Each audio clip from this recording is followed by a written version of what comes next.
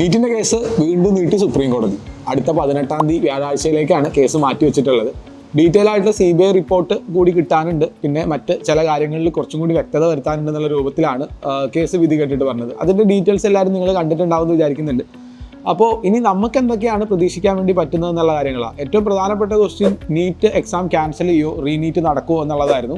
അതിലെ കാര്യത്തിൽ ഏറെക്കുറെ ക്ലാരിറ്റി വന്നിട്ടുണ്ട് എന്നുള്ളതാണ്. ഇതിനകത്ത് നമ്മളിനി അങ്ങോട്ടും ഇങ്ങോട്ടും ക്വാറൽ ചെയ്തുകൊണ്ടിരുന്നിട്ട് കാര്യമില്ല. തുടക്കം മുതലേ നിങ്ങൾക്ക് കിട്ടുന്ന ലൈവ് അപ്ഡേറ്റുകൾ അത് അങ്ങനെ തന്നെ നിങ്ങളുടെ മുന്നിലേക്ക് പ്രസൻറ്റ് ചെയ്തുകൊണ്ടിരിക്കുന്ന ഒരാളാണ്. അപ്പോൾ ഏറെക്കുറെ റീനീറ്റ് ഉണ്ടാവില്ല എന്നുള്ള രൂപത്തിൽ തന്നെയാണ് ഇപ്പോൾ കാര്യങ്ങൾ മുന്നോട്ട് പോകുന്നത്. ഇപ്പോൾ ഞാൻ ഇന്ന് ഉണ്ടാവില്ല എന്ന് ഞാൻ പറഞ്ഞു, ഇനി നാളെ സുപ്രീം കോടതി ഉണ്ടാവും എന്ന് പറയുമോ എന്ന് ചോദിച്ചാൽ എനിക്കറിയില്ലല്ലോ, നമുക്കറിയില്ല. We don't know about that. പക്ഷെ ഒറ്റ കാര്യം നമുക്ക് തീർത്ത് പറയാൻ വേണ്ടി പറ്റും, ഏറെക്കുറെ രണ്ടാമതൊരു എക്സാം നടക്കാനുള്ള സാധ്യതകൾ ഇല്ല എന്നുള്ള രൂപത്തിൽ മാത്രമാണ് കേന്ദ്ര ഗവൺമെൻറ് കൊടുക്കുന്ന റിപ്പോർട്ടുകൾ, NTA കൊടുക്കുന്ന റിപ്പോർട്ടുകളിലൊക്കെ പറയുന്നത് ബീഹാറിൽ നടന്നിട്ടുള്ള ഒറ്റപ്പെട്ട സംഭവം എന്നുള്ള രൂപത്തിലാണ് അതിനെ കണക്കാക്കുന്നത്. ആൻഡ് കോടതി ഓൾറെഡി പറഞ്ഞിട്ടുണ്ട്, അങ്ങനെ ട്രാക്ക് ചെയ്യാൻ വേണ്ടി പറ്റുന്ന സംഭവങ്ങളാണെങ്കിൽ അത് മാത്രമേ ചെയ്യുള്ളൂ, എല്ലാവർക്കും റീനീറ്റ് ഉണ്ടാവില്ല എന്നുള്ള കാര്യം കോടതി കഴിഞ്ഞ ഹിയറിങ്ങിൽ ഓൾറെഡി എന്ത് ചെയ്തിട്ടുണ്ട്, പറയുകയും ചെയ്തിട്ടുണ്ട്. അപ്പോൾ റീനീറ്റ് എന്ന് പറയുന്ന ഒരു പോസിബിലിറ്റി നമുക്ക് ഏറെക്കുറെ ഒഴിവാക്കാം എന്നുള്ളത് തന്നെയാണ്. അതിനകത്ത് ഞാൻ നിങ്ങളോട് ആവശ്യപ്പെടുന്ന സാധനം എന്ന് പറഞ്ഞു കഴിഞ്ഞാൽ, രണ്ട് കൂട്ടർ ആൾക്കാരുണ്ടെന്നു. ഇത്തവണ നമുക്ക് നല്ല റാങ്കിലെത്തി അവിടെ MBBS സീറ്റ് പ്രതീക്ഷിക്കുന്ന ആളുകളും ഇനി അത്ര നല്ല റാങ്കിലെത്താത്ത ആൾക്കാർക്കും. ഞാൻ റാങ്ക് എന്നുള്ള വാക്ക് വീണ്ടും വീണ്ടും പറയുന്നതിൻ്റെ കാര്യം എന്താ വെച്ചാൽ, മാർക്ക് ബേസ് ചെയ്തിട്ടല്ല ഒരു കോമ്പറ്റേറ്റീവ് എക്സാമിൻ്റെ അഡ്മിഷൻസ്, സീറ്റ് സെലക്ഷൻസ് കാര്യങ്ങളൊക്കെ തീരുമാനിക്കുന്നത് റാങ്ക് ബേസ് ചെയ്തിട്ടാണ്. എന്ന് പറഞ്ഞാൽ എത്ര മാർക്ക് കിട്ടി എന്നുള്ളതിന് പ്രസക്തി ശരിക്കില്ല, നമുക്ക് എത്ര റാങ്ക് കിട്ടി എന്നുള്ളതിനാണ് ശരിയായ പ്രസക്തി വരുന്നുണ്ടാവുക.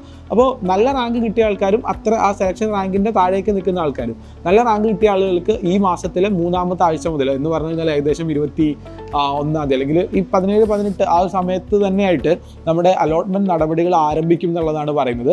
അങ്ങനെയാണെങ്കിൽ നമ്മുടെ ഫസ്റ്റ് അലോട്ട്മെൻറ്റ് ഏകദേശം ജൂലൈ അവസാനത്തോടു കൂടി തന്നെ നമുക്ക് ഫസ്റ്റ് അലോട്ട്മെൻറ്റ് പ്രതീക്ഷിക്കാവുന്നതാണ്. ഫസ്റ്റ് അലോട്ട്മെൻറ്റിൽ ഒരുപാട് പേർക്ക് ഒരു 40-50% സീറ്റുകൾ ഫില്ലാവുന്നുണ്ടാവും ഓൾ ഇന്ത്യ വൈസിൽ. ആൻഡ് അതോടനുബന്ധിച്ച് തന്നെ കീമിൻ്റെ കാൻഡിഡേറ്റ് പോർട്ടൽ ഓപ്പൺ ചെയ്തു, എഞ്ചിനീയറിംഗ് റാങ്ക് ലിസ്റ്റ് പബ്ലിഷ് ചെയ്തു. അപ്പോൾ ഇനി തൊട്ടടുത്ത് വരാനുള്ളത് കേരള റാങ്ക് ലിസ്റ്റ് പബ്ലിഷ് ചെയ്യാൻ വേണ്ടിയിട്ട് നീറ്റിൻ്റെ മാർക്ക് അപ്ലോഡ് ചെയ്യുന്ന ഒരു പ്രോസസ്സാണ് ഇനി വരാനുള്ളത്. അപ്പോൾ അത് നമുക്ക് പ്രതീക്ഷിക്കാൻ വേണ്ടി പറ്റും. അപ്പോൾ ഈ രണ്ട് കാര്യങ്ങൾ ഈ 3-ാമത്തെ ആഴ്ചയിലും അവസാനത്തെ ആഴ്ചയിലായിട്ട് വരുന്ന ഒരു 20-21 മുന്നേ ആയിട്ട് തന്നെ കേരള റാങ്ക് ലിസ്റ്റ് പബ്ലിഷ് ചെയ്യാനുള്ള നടപടികൾ CEയുടെ ഭാഗത്തുനിന്നും അതുപോലെ തന്നെ ഫസ്റ്റ് അലോട്ട്മെൻറ്റ് ഓൾ ഇന്ത്യ തുടങ്ങാനുള്ള നടപടികൾ MCയുടെ ഭാഗത്തുനിന്നും നമുക്ക് പ്രതീക്ഷിച്ചിരിക്കാൻ പറ്റുന്നതാണ് ഒന്നാമത്തെ കാര്യം. ഇനി രണ്ടാമത്തെ കാര്യം, എത്ര റാങ്ക് കിട്ടാത്ത ആളുകളിൽ ഒരു വിഭാഗം ആളുകൾ ഓൾറെഡി പഠിക്കാൻ വേണ്ടിയിട്ട് ആരംഭിച്ചിട്ടുണ്ട്. അടുത്ത നീറ്റിന് വേണ്ടിയിട്ട് അത് രണ്ടാമത്തെ കാര്യമാണ്. പ്രൈമറിലി അവർ മറ്റു കോഴ്സുകൾക്ക് വേണ്ടിയിട്ടോ അല്ലെങ്കിൽ അടുത്ത നീറ്റിന് വേണ്ടിയിട്ടോ അവർ പഠിക്കാൻ വേണ്ടിയിട്ട് ആരംഭിച്ചിട്ടുണ്ട് നല്ലൊരു വിഭാഗം ആളുകൾ. ഇനി ഇതില്ലാത്ത ഒരു വിഭാഗം ആളുകളുണ്ട്, അതായത് ഇനി എന്ത് ചെയ്യണം എന്നുള്ളൊരു കൺഫ്യൂഷനിൽ നിൽക്കുന്ന ആളുകളുണ്ട്. അവർ ഡെഫിനറ്റ്ലി ഒരു ഡിസിഷൻ എടുക്കേണ്ട ഒരു സമയം തന്നെയാണ് എന്നുള്ളതാണ്.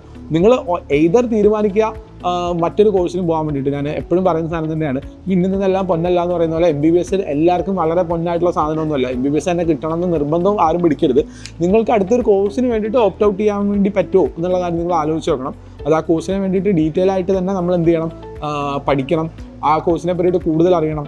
മക്കളോട് പറയാനുള്ള കാര്യം എന്താ വെച്ചാൽ, കഴിഞ്ഞൊരു 3-4 വർഷങ്ങളൊക്കെ ആയിട്ട് നിങ്ങൾ ചിലപ്പോൾ MBBS റിലേറ്റഡ് വീഡിയോസ് മാത്രമായിരിക്കും കാണുക. നിങ്ങൾ നീറ്റ് കോച്ചിങ് സെൻറ്റേഴ്സിൻ്റെ വീഡിയോ ചാനൽസ് മാത്രമായിരിക്കും നിങ്ങൾ സബ്സ്ക്രൈബ് ചെയ്തിട്ടുണ്ടാവും. മറ്റ് കോഴ്സുകളെ പറ്റിയിട്ടോ മറ്റ് പ്രൊഫഷൻസിനെ പറ്റിയിട്ടോ നിങ്ങൾ ആലോചിച്ചിട്ട് പോലും ഉണ്ടാവില്ല. അതുകൊണ്ട് തന്നെ തുടക്കത്തിൽ നിങ്ങൾക്ക് മറ്റ് കോഴ്സുകളെ പറ്റി ആലോചിക്കുമ്പോൾ ഭയങ്കര അവേർഷൻ ഫീൽ ചെയ്യും. അയ്യോ അത് ശരിയാവില്ല, ഇത് ശരിയാവില്ല, മറ്റത് ശരിയാവില്ല, ഓൺലി MBBS ഈസ് വർത്ത് എന്നുള്ളൊരു ഫീലിംഗ് നമുക്ക് ഉണ്ടാവാന്നുള്ളത് ഭയങ്കര നാച്ചുറൽ ആയിട്ടുള്ള കാര്യമാണ്, സ്വാഭാവികമായിട്ടുള്ള കാര്യമാണ്. നിങ്ങൾ കുറച്ചും കൂടി എക്സ്പ്ലോർ ചെയ്യുക, മറ്റു കോഴ്സുകളെ പറ്റിയിട്ട് കുറച്ചും കൂടി എക്സ്പ്ലോർ ചെയ്യുക, കുറച്ച് കോഴ്സുകളെ പറ്റി കുറച്ചും കൂടി കാര്യങ്ങൾ ചെയ്ത് നോക്കുക. ഡെഫിനറ്റ്ലി നിങ്ങൾക്ക് മറ്റു കോഴ്സുകൾ തീരുമാനിക്കാൻ വേണ്ടി പറ്റും. കാരണം അതിൻ്റെ അഡ്മിഷൻ ടൈമും ഏകദേശം ഇതിനോട് പാരലായിട്ട് തന്നെ കഴിഞ്ഞു പോയിക്കൊണ്ടിരിക്കുന്നുണ്ട് എന്നുള്ള കാര്യം നിങ്ങൾ മനസ്സിലാക്കി വെക്കണം എന്നുള്ളതാണ്. അല്ലെങ്കിൽ നിങ്ങൾ വീണ്ടും ഒരു പ്രാവശ്യം കൂടി പഠിക്കുന്നതിനെ പറ്റിയിട്ട് ആലോചിക്കുക. റീനീറ്റ് തീരെ നടക്കില്ല എന്ന് വെച്ച് കഴിഞ്ഞാൽ നടക്കാനുള്ള സാധ്യതകൾ നന്നേ കുറവാണ് എന്ന് തന്നെയാണ് പറയാനുള്ളത്. അപ്പോൾ ഇനിയൊരു റീനീറ്റ് പ്രിപ്പറേഷൻ എന്നുള്ള രൂപത്തിൽ പോവാതെ നീറ്റ് 2025 പ്രിപ്പറേഷൻ എന്നുള്ള രൂപത്തിൽ തന്നെ നിങ്ങൾ പോയിക്കോളൂ. റീനീറ്റ് വരില്ല എന്നാലും പറയാണ്, അങ്ങനെ എന്തെങ്കിലും ഉണ്ടെങ്കിൽ നമുക്കിതേ പ്രിപ്പറേഷൻ ഉപയോഗിച്ചിട്ട് നമുക്ക് എക്സാം എഴുതാൻ വേണ്ടി പറ്റുമല്ലോ.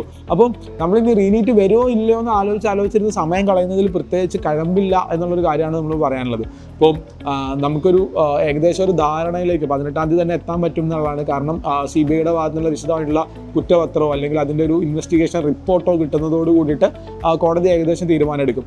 അതുപോലെ തന്നെ NTAയുടെ ഭാഗത്ത്, കേന്ദ്ര ഗവൺമെൻറ് ഭാഗത്ത് നിന്ന് അലോട്ട്മെൻറ്റിനെ പറ്റി പറയാനുള്ള ഏറ്റവും പ്രധാനപ്പെട്ട കാര്യം, അലോട്ട്മെൻറ്റ് നടക്കുന്നതിനിടയിൽ ഈ പറയുന്ന കൂടുതൽ കുറ്റക്കാരെ കണ്ടെത്തുകയും മറ്റു കാര്യങ്ങളിലേക്കൊക്കെ പോവുകയാണെങ്കിൽ അവരെ ഏത് സ്പോട്ടിലും അവരുടെ കാൻഡിഡേച്ചറിൽ റദ്ദാക്കാൻ വേണ്ടി പറ്റുന്നുള്ള കാര്യം കൂടി പറഞ്ഞിട്ടുള്ളതുകൊണ്ട് അവർ അലോട്ട്മെൻറ്റ് ഇനിയും വൈകിപ്പിക്കാനുള്ള സാധ്യതകൾ കുറവ് തന്നെ ആയിരിക്കും എന്നുള്ളതാണ്. സോ കാര്യങ്ങൾക്ക് കൃത്യമായിട്ടുള്ളൊരു വ്യക്തതയുണ്ട്. ഇതാണ് ഇപ്പോൾ നടക്കാനുള്ള കാര്യങ്ങൾ. അപ്പോൾ ഇനിയിപ്പോൾ ഈ ഒരു സ്കാം വിഷയത്തിൽ നമുക്ക് കൂടുതൽ ഞെട്ടിക്കുന്ന വെളിപ്പെടുത്തലുകൾ ബാക്കി സാധനങ്ങൾ അത് ഇനി വരാനുള്ളത് അന്വേഷണ ഉദ്യോഗസ്ഥരുടെ സൈഡിൽ നിന്നാണ്.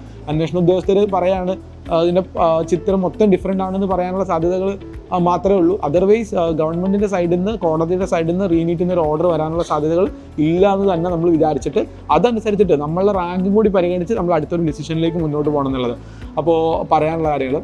ഈ വിഷയത്തിൽ കൂടുതൽ അഭിപ്രായങ്ങൾ ഇപ്പോൾ ഞാൻ എല്ലാ വീഡിയോയിലും ഇതിനെ ഇപ്പോൾ നിലവിൽ ഇതാണ് ചർച്ച ചെയ്തുകൊണ്ടിരിക്കുന്നത്, എല്ലാവരും ആൻറ്റിസിപ്പേറ്റ് ചെയ്തുകൊണ്ടിരിക്കുന്ന കാര്യം ഇതാണ്. അപ്പോൾ ഏത് കണ്ടന്റിലും ഇതിനെപ്പറ്റി സംസാരിച്ചാലും അതിൻ്റെ ഇടയിൽ രണ്ട് പക്ഷം ചേർന്നിട്ട് യുദ്ധം ചെയ്യുന്ന കാര്യങ്ങളുണ്ട്. യുദ്ധത്തിലേക്ക് നമ്മൾ പോകേണ്ട ആവശ്യമില്ല. നമ്മൾ എന്ത് ചെയ്യുക, നമ്മൾക്ക് ചെയ്യാനുള്ള കാര്യങ്ങൾ അവരവരുടെ കാര്യങ്ങൾ നോക്കുക, അതിൽ അടുത്ത അഡ്മിഷൻസ് പ്രോസസ്സുകൾ കാര്യങ്ങൾ സാധനത്തിലേക്ക് പോകാൻ വേണ്ടിയിട്ട് തയ്യാറെടുക്കുക എന്നുള്ളതാണ് കാര്യം. ബാക്കി കാര്യങ്ങൾ അലോട്ട്മെൻറ്റ് സംബന്ധിച്ചുള്ള ബാക്കി കാര്യങ്ങൾ അലോട്ട്മെൻറ്റിൻ്റെ ഫർദർ ഡീറ്റെയിൽസൊക്കെ ബാക്കി വീഡിയോസായിട്ടും ലൈവ് സെഷൻസായിട്ടും ഈ ചാനൽ തന്നെ പബ്ലിഷ് ചെയ്യുന്നുണ്ടാവും. നിങ്ങളുടെ അലോട്ട്മെൻറ്റ് സംബന്ധിച്ചിട്ടുള്ള ഡൗട്ടുകളോ മറ്റു കാര്യങ്ങളോ ഒക്കെ ഉണ്ടെങ്കിൽ തീർച്ചയായിട്ടും വീഡിയോൻ്റെ ഇടയിൽ കമൻ്റായിട്ട് തന്നെ ഇടുക, നമുക്ക് നോക്കാൻ വേണ്ടി പറ്റും. കട്ട് ഓഫ് മാർക്ക് എന്ന് പറയുന്ന സാധനം കഴിഞ്ഞ വർഷത്തിനെ കമ്പയർ ചെയ്തിട്ട് റാങ്ക് വരുമ്പോഴോടുകൂടി കറക്റ്റായിട്ട് നമുക്ക് പ്രെഡിക്റ്റ് ചെയ്യാൻ വേണ്ടി പറ്റും. എസ്പെഷ്യലി കേരള റാങ്ക് വരുന്നതോട് കൂടിയിട്ട് ഓരോ കാറ്റഗറിക്കും സീറ്റുകൾ എവിടേക്കായിരിക്കും കിട്ടുക, MBBS കിട്ടുമോ, BDS കിട്ടുമോ, ഗവൺമെൻറ് കിട്ടുമോ, സെൽഫ് ഫിനാൻസിങ് കിട്ടുമോ എന്നുള്ള കാര്യങ്ങൾക്കൊക്കെ കൃത്യമായിട്ടുള്ളൊരു ധാരണ റാങ്ക് വരുന്നതോടുകൂടി ആവുന്നുണ്ടാവും. സോ അതുവരെയൊക്കെ ഉള്ളത് പ്രഡിക്ഷൻസ് മാത്രമാണെന്നുള്ള കാര്യം മനസ്സിലാക്കി വെക്കുക. അപ്പോൾ നല്ലൊരു വാർത്തകൾക്ക് വേണ്ടിയിട്ട് നല്ലൊരു കൃത്യമായിട്ട് നടക്കുന്ന ഒരു അലോട്ട്മെൻറ്റിന് വേണ്ടിയിട്ട് നമുക്ക് കാത്തിരിക്കാം. ഇതുപോലെ നിങ്ങളുടെ മറ്റ് ക്വറികളോ സംശയങ്ങളോ എന്തെങ്കിലും ഉണ്ടെങ്കിൽ താഴെ കമൻറ്റ് ബോക്സിലേക്ക് ഇടുക. ബാക്കി നമുക്കറിയാം അടുത്തൊരു വീഡിയോയിൽ കാണാം. എന്തായാലും ജൂലൈ 18 വരെ നമുക്ക് ഇനി ഇതിനെ പറ്റിയിട്ട് ചർച്ച ചെയ്യേണ്ട ആവശ്യം ഉണ്ടാവില്ല എന്ന് തോന്നുന്നു. ജൂലൈ 18 കോടതി ഒരു തീരുമാനമാക്കും എന്ന് തന്നെ നമുക്ക് പ്രതീക്ഷിക്കുകയും ചെയ്യും.